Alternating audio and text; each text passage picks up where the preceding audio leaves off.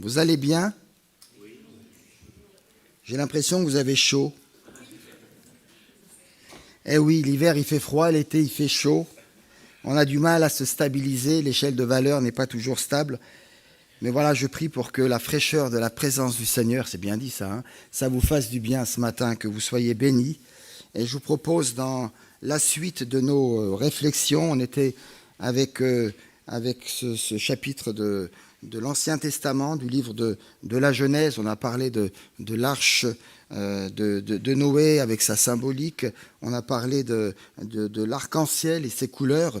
Et j'aimerais ce matin faire une suite et une fin. Il y aurait tant de choses à dire avec ce chapitre 11 de la Genèse qui nous parle de la tour de Babel.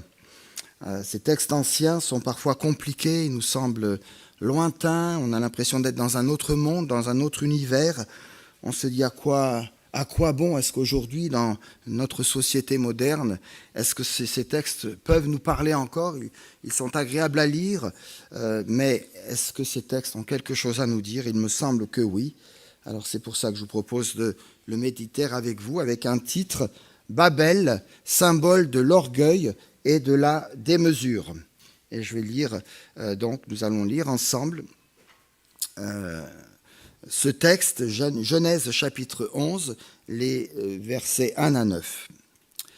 À cette époque-là, tous les hommes parlaient la même langue et tenaient le même langage. Lors de leur migration depuis le soleil levant, ils découvrirent une vaste plaine dans le pays de Shinéar et ils s'y établirent. Ils se dirent l'un à l'autre, « Allons, moulons des briques et cuisons-les au four. » Ainsi, ils employèrent les briques comme pierre et le bitume leur servit de mortier. Puis ils dirent, « Allons, construisons une ville et une tour dont le sommet atteindra jusqu'au ciel. Alors notre nom deviendra célèbre et nous ne serons plus décimés sur la surface de la terre. » L'Éternel descendit du ciel pour voir la ville et la tour que les hommes construisaient. Alors il dit, « Voici qu'ils forment un seul peuple parlant tous la même langue, et c'est là ce qu'ils ont entrepris de faire. Et maintenant, quels que soient les projets qu'ils concevront, rien ne les empêchera de les réaliser. Eh bien, descendons et brouillons leur langage pour qu'ils ne se comprennent plus entre eux. » Et l'Éternel les dissémina loin de la terre. Ils cessèrent donc la construction de la ville. C'est pourquoi on appela Babel, parce que c'est là que l'Éternel avait rendu confus le langage des hommes et de toute la terre. Et c'est à partir de là qu'il les a dispersés sur toute la surface de la terre. Quelques mots d'introduction. À Babel, Babel veut dire en hébreu, entre autres, confusion. Tout est centré sur l'homme et non sur Dieu qu'elle prétend pouvoir ou vouloir atteindre. Malgré le déluge qui avait nettoyé la terre de ses conséquences du péché, la source du mal reste présente sur la surface de la terre. Elle se trouve dans le cœur de l'homme depuis les origines, comme nous le rappelle ce verset de Jérémie, chapitre 17, « Le cœur est tortueux par-dessus tout, il est incurable, qui peut le connaître? Moi, l'Éternel, j'éprouve le cœur, je sonde les reins, pour rendre à chacun selon ses voies, selon le fruit de ses agissements. » Les descendants de Noé, dont le nombre avait grandi rapidement, s'éloignent donc de l'Orient et découvrent une vaste plaine riche et fertile dans ce pays de Shinar, situé entre l'Euphrate et le Tigre. Ils ont alors un seul langage, ils prononcent les mêmes paroles et semblent avoir l'intention d'obéir à l'ordre divin reçu après le déluge. Au moment où Dieu avait béni Noé et ses fils, il leur avait dit « Fructifiez-vous et multipliez-vous et remplissez la terre. » Dieu disperse ainsi les hommes pour qu'ils gèrent la belle création de Dieu. C'est donc une dispersion positive. La dispersion de Dieu pour gérer la terre est une dispersion positive. Et si Dieu a dispersé ici, c'est pour sauver et non pour diviser. Pourtant, les hommes de Babel se rassemblent à partir d'une idée, bâtir, réaliser quelque chose de grand, atteindre le ciel et se faire un nom. Tout ceci dans la crainte d'être dispersés sur la surface de toute la terre. Malheureusement, l'homme répond à cette invitation par la révolte et la revendication. Il veut se débrouiller tout seul et n'en faire qu'à sa tête. C'est toute l'histoire de la rébellion contre Dieu qui a commencé avec Adam et Ève et qui se poursuit malheureusement de nos jours. Le récit biblique nous précise qu'ils s'encouragent l'un l'autre à bâtir une ville. Allons est d'ailleurs répété 2 fois dans ce texte. Ils pensent ainsi trouver dans cette vie communautaire beaucoup de plaisir pour répondre à leurs désirs, à leur ego. Il y a manifestement là une volonté de ne faire qu'un dans ce projet contraire à la volonté de Dieu. Du coup, la personne n'est plus, elle n'existe plus, seul le groupe compte. Mais dites-moi, que devient alors une communauté religieuse, on est dans une église ce matin, quand l'individu n'est plus pris en compte dans ses attentes et ses espérances. On s'unit alors pour exprimer une volonté, mais une volonté contraire à celle de Dieu. Voyez-vous, ce type de projet qui est toujours d'actualité dans notre monde a pour fondement la glorification de soi. L'idée de base est de croire que si l'on reste groupé, on sera fort. Et alors on est prêt à se donner tous les moyens possibles pour que cette puissance du groupe constitue une sécurité pour chacun qui la compose. Quitter le clan serait donc un affaiblissement. Or, comme personne n'aime être faible, la communauté tente de rester unie. On fait miroiter la puissance par des réalisations grandioses. Ici, dans l'épisode de la tour de Babel, on veut ériger une tour extrêmement haute, une tour qui pourrait atteindre le ciel. On croit, on promet par ce moyen une gloire universelle, une belle renommée. Faisons-nous un nom, disent les hommes de Babel.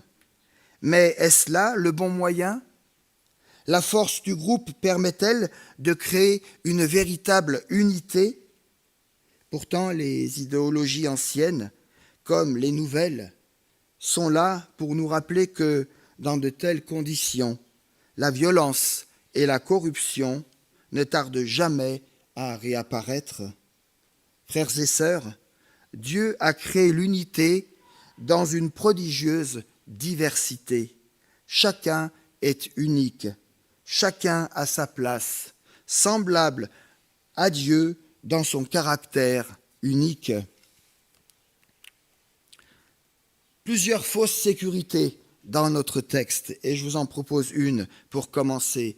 Cette fausse sécurité commence avec la ville. Cette révolte de l'homme contre Dieu a une première conséquence. La dispersion positive prévue par Dieu, du coup, va devenir une dispersion négative. La tentative de Babel s'est soldée par un échec. Le résultat sera pire que l'intention initiale. Ils pensaient que, et finalement, tout s'écroule, tout va s'écrouler comme un château de cartes. C'est la dispersion que ces hommes redoutaient qui s'est produite. C'est le passage d'un même langage à des langues différentes et donc à l'incompréhension à cause de l'orgueil personnel et collectif. Le brouillage, la confusion des langues est ce symbole fort de la rupture de relation avec Dieu et avec les hommes à cause de notre volonté individuelle de vouloir dominer à tout prix. Sans Dieu, l'homme sépare et la dispersion qu'il subit devient alors source de peur, de solitude, d'insécurité. C'est pourquoi l'homme dit « Construisons une ville afin de ne plus être dispersés ». En construisant une ville, l'homme de Babel veut assurer sans Dieu sa protection, sa sécurité physique, morale, psychologique, sa pleine liberté. Mais de quelle liberté parlons-nous ? De nos jours, cette notion de ville est représentée par notre société, notre État, nos lois, le pays que nous habitons. Notre société a fait certes de grands progrès des progrès étonnants pour assurer notre propre sécurité physique et tenter de répondre ici ou là à nos besoins. Mais il est important que dans tout cela, nous fassions le bon choix. Est-ce que je me confie en Dieu ou est-ce que je préfère me confier dans mes assurances, dans ma banque et dans mes acquis sociaux? Les sociologues nous disent que nous sommes passés de l'ère moderne à l'ère postmoderne, avec des profonds changements qui ont marqué notre société et qui se répercutent aujourd'hui encore sur nos attitudes et sur nos valeurs, sur nos pratiques, sur nos mentalités, avec des dérives qui touchent aussi l'éthique et les valeurs chrétiennes que nous avons, que vous avez reçues. Exposés à cette réalité, nous sommes nous aussi tentés de mettre toute notre sécurité à un moment ou à un autre. J'ai bien dit tenter, je ne dis pas qu'on le fait, mais on est tenté de le faire à un moment ou à un autre, mettre notre sécurité dans ce monde qui, comme Babel, a essayé de se débrouiller sans Dieu. Alors, chers amis, interrogeons-nous sur ces idoles et sur ces nombreuses dérives qui polluent peut-être notre vie, qui polluent certainement notre monde. Prions aussi contre ces idoles qui nous touchent si personnellement et qui nous éloignent de notre Créateur et nous dispersent forcément les uns les autres. Une deuxième fausse sécurité que je vois dans le texte, c'est la tour elle-même. La tour de Babel, image du temple humain. Mais peut-être que cette tour de Babel peut être aussi une tour érigée dans mon propre cœur. Ça me vient à l'esprit, mais je ne l'ai pas développé, donc je n'en parlerai pas.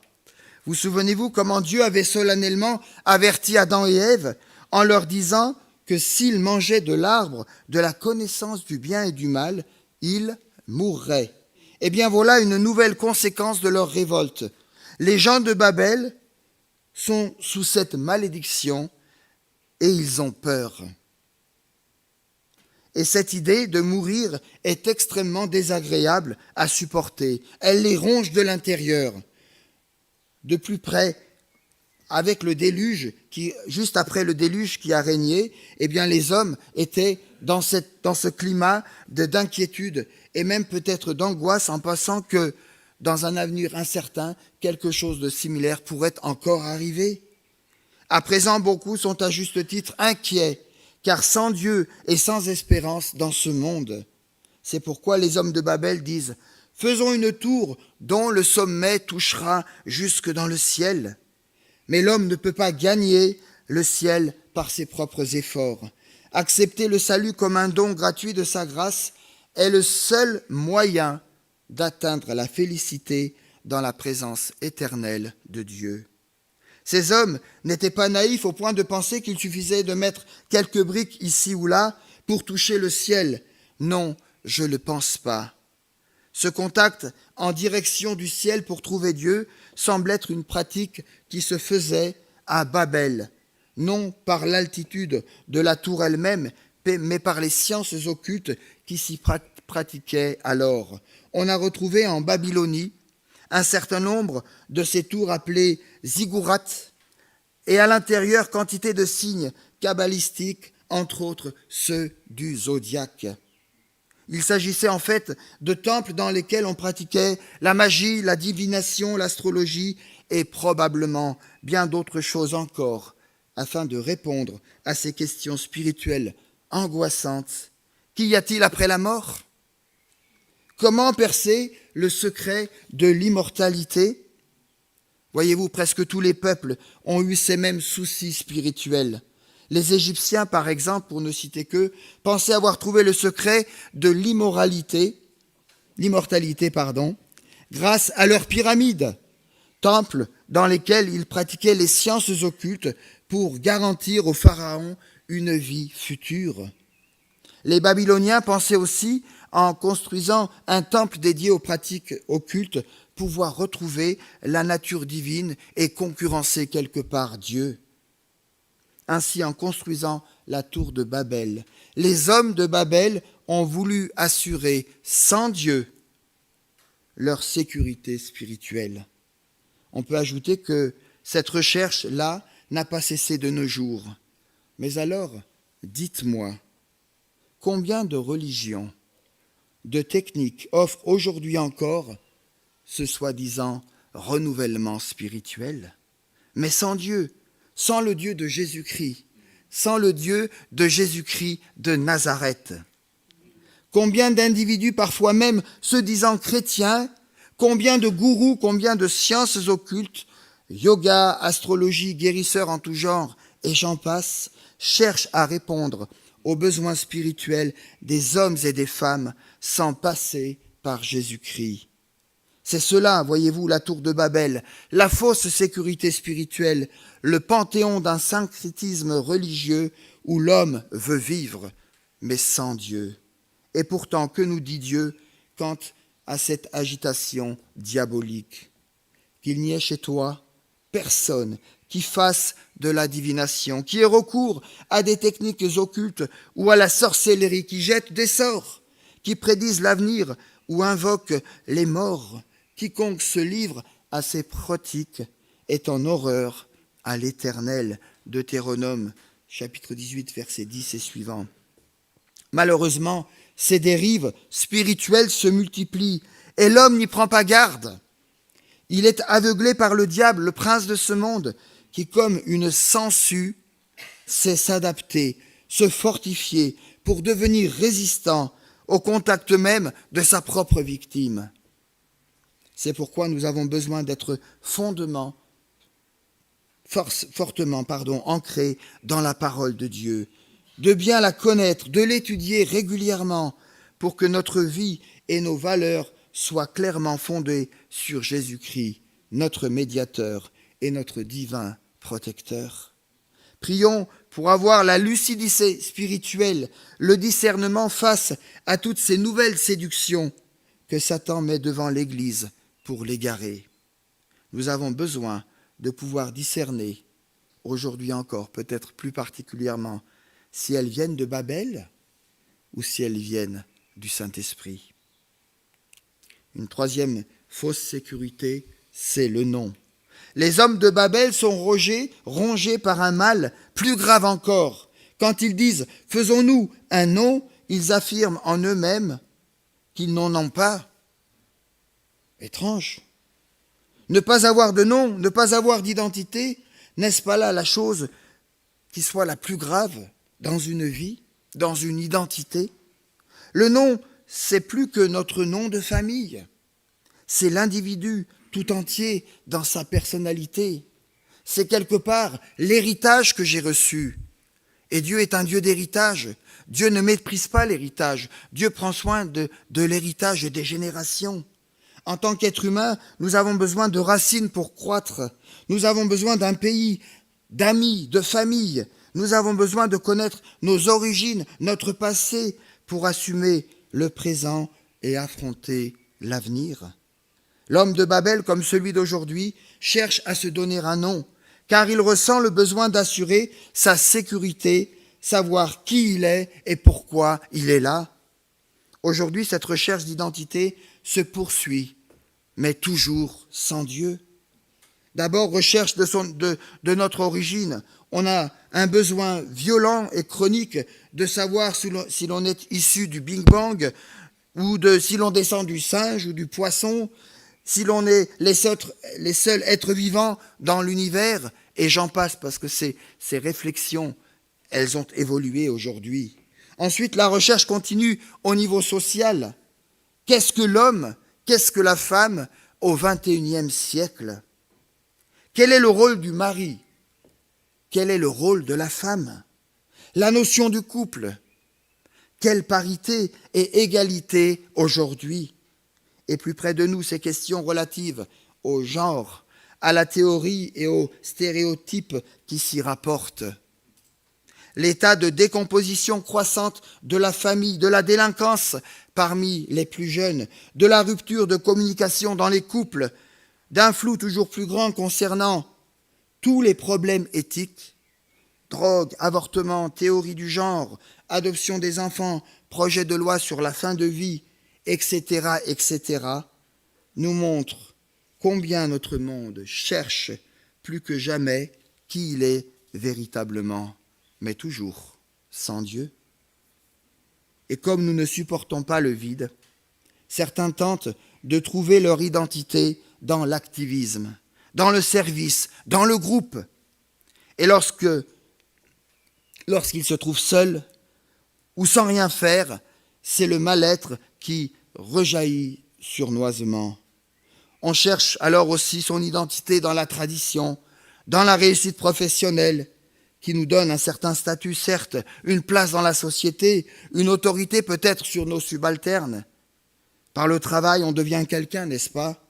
Mais qui précisément? L'homme de Babel ne sait plus qui il est, car il est loin de Dieu, et il cherche à se donner une identité sans Dieu, caractérisée par la recherche de sa sécurité physique, la recherche de sa sécurité spirituelle, la recherche de sa sécurité psychologique. Quelle va être la réponse de Dieu aux hommes de Babel d'abord? Dieu les disperse sur toute la terre en accomplissant exactement le contraire de ce qu'ils ne voulaient pas vivre à aucun prix. Les hommes de Babel prétendent qu'il était nécessaire de rester ensemble et pensaient disposer aussi de la force indispensable pour faire face au danger. D'où ce désir de construire Babel au lieu de se confier simplement en un Dieu pleinement suffisant pour les garder en toutes circonstances. La conséquence de ce châtiment divin sera qu'il ne leur sera plus possible de bâtir un monument destiné uniquement à satisfaire leurs propres orgueils. La construction est arrêtée. Ce ne sera que des ruines et un jour tout disparaîtra. Ainsi s'est achevée la première tentative de rapprochement, d'association entre les hommes avec le désir déjà latent de se passer de Dieu. La Bible nous explique encore que la recherche de l'unité symbolisée par Babel sera encore à la fin des temps une constante dans l'agissement et les plans de cette Babylone religieuse, de cette fausse église apostate décrite en Apocalypse chapitre 17, chapitre 18. Alors que Dieu a uni son nom à son église, l'église faite d'hommes et de femmes qui se sont repentis et qui ont reçu le Christ comme leur sauveur et leur Seigneur, cette Babylone charnelle prendra la forme d'un système religieux corrompu, appelé dans la Bible la grande mère des prostituées ou encore des abominations de la terre. Nous retrouvons cette description, entre autres, en Apocalypse, chapitre 17, verset 16. Elle est façonnée par Satan dans le but d'entraver l'œuvre de Dieu, mais elle connaîtra une fin certaine. Tout ce qui faisait la gloire de cette fausse église disparaîtra selon Apocalypse chapitre 18, verset 21. Après ces choses-là, la Bible nous présente sous un jour nouveau les noces de l'agneau avec tous les rachetés, cette rencontre joyeuse avec le Christ qui reviendra dans sa gloire et sa puissance pour chercher ses enfants et vivre éternellement avec eux. Dans cette gloire future, toute tribu, toute langue et toute nation se joindront à un cantique nouveau, chanté en parfait accord. Chacun prononcera alors, j'ose dire, les mêmes mots. Tous les enfants du Seigneur auront part à cette louange universelle. Elle montera vers Dieu et vers l'agneau qui est Jésus-Christ. Quelle est la réponse aussi que Dieu nous donne aujourd'hui? Le récit de Babel s'achève par la confusion des langues. Mais Dieu n'a pas dit son dernier mot. À la Pentecôte, en effet, des hommes et des femmes venant de toutes les nations, de toutes cultures et de toutes langues différentes sont rassemblés à Jérusalem. Ils sont venus pour adorer. Adorer qui? Adorer Dieu. Quand soudain le Saint-Esprit souffle sur les disciples et une multitude se met alors à parler toutes sortes de langues nouvelles. Oui, chers amis, à la Pentecôte, Christ fait apparaître une nouvelle génération d'hommes et de femmes capables de louer Dieu dans toutes les langues, celles des hommes et même celles des anges. La confusion de Babel est annulée par la visitation du Saint-Esprit que Jésus avait promis avant son ascension dans le ciel. La confusion de Babel est remplacée par la manifestation du Saint-Esprit qui atteste cette unité retrouvée, cette réconciliation rendue possible entre Dieu et les hommes. Désormais, la bonne nouvelle du salut en Jésus-Christ sera prêchée à toutes les nations jusqu'à son retour. Une invitation pour nous, et nous terminerons par là. Quelle grâce déjà pour nous, quelle grâce de savoir qu'aujourd'hui je peux être sauvé et délivré de tout le poids de mes fautes. Savoir que je suis aimé et pardonné. Alors ce sont des choses qu'on dit souvent, mais ça ne veut rien dire si je ne me les approprie pas. Je peux les dire aux autres, ça peut les encourager. Mais si je ne crois pas que Dieu me pardonne, si je ne crois pas que je suis pécheur, si je ne crois pas que j'ai besoin du pardon, ce que je dis là, c'est du vent. Savoir que je suis aimé et pardonné parce que Jésus a entièrement et définitivement tout accompli pour que je puisse être sauvé et béni éternellement. Chers amis, devant ce récit biblique, ne devrions-nous pas appliquer à notre conscience, à notre intelligence et à notre cœur la leçon de cette petite page de l'Écriture, avec ces questions, mais il y en a tellement, alors je les ai réduites ici, avec ces questions qui nous sont personnellement posées, à savoir, pouvons-nous dire que Dieu, ou plutôt pouvons-nous dire à Dieu, connu comme étant notre Père, tu es mon refuge, ma forte tour en face de mon ennemi? C'est un texte ici repris du psaume 61, verset 4. Avons-nous pleinement accepté qu'il n'y ait pas d'autre nom sous le ciel par lequel il nous faut être sauvés? Acte 4, 12. Avons-nous compris que Dieu nous appelle en tant que rachetés à aller dans le monde annoncer l'Évangile? Marc chapitre 16, verset 15. Au lieu de chercher à vivre ici-bas dans notre tour d'ivoire, pour ne pas dire dans notre tour de Babel. Frères et sœurs, ce texte nous invite à ne pas regarder à nous-mêmes, mais à Jésus-Christ. Lui seul mérite d'être glorifié. C'est lui qui a atteint le ciel. C'est son nom qui est au-dessus de tout nom. Si ce n'est pas le cas pour nous ce matin, nous pouvons alors, aujourd'hui, à cet instant, dans un esprit de foi et de repentance, recevoir son pardon et la vie nouvelle qu'il nous offre.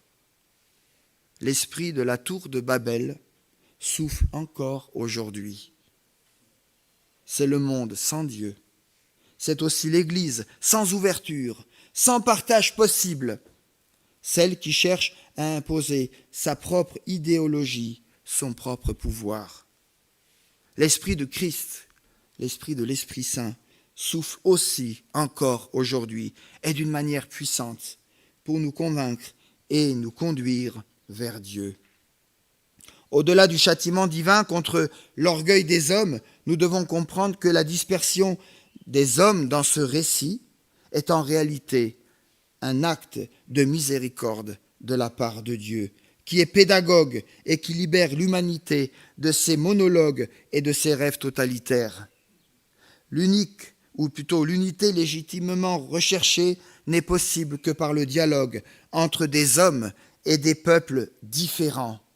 Et merci Seigneur pour la différence que nous composons ce matin. La vie n'est possible qu'avec des différences. Le couple et la famille sont fondés sur la différence, masculin, féminin. La vie en groupe, la vie en société suppose le pluralisme, le respect des différences et même des différences dans les minorités. Le récit de Babel nous présente ces différences voulues par Dieu, même si elles sont parfois difficiles à vivre et à gérer. Il est là aussi pour nous bousculer dans notre façon de penser, de faire, de nous révéler qu'on ne s'élève pas dans l'orgueil et dans la puissance, mais dans l'humilité et le don de soi. C'est ce que Jésus nous a montré par sa vie et son humilité. Il est le chemin qui nous conduit au ciel. À chacun de nous de choisir par quel souffle il veut se laisser entraîner et habiter ce matin. Si donc vous êtes ressuscité avec le Christ, recherchez les choses d'en haut, où Christ est assis à la droite de Dieu. Attachez-vous aux réalités d'en haut et non à celles qui sont sur la terre. Colossiens, chapitre 1er, versets 1 et 2. Amen. Voilà, que Dieu nous bénisse ensemble dans ces réalités spirituelles et que nous puissions ensemble continuer de construire l'édifice qu'est l'Église, l'édifice que Dieu a voulu et pour laquelle il prie et il veille. Voilà, je vous invite.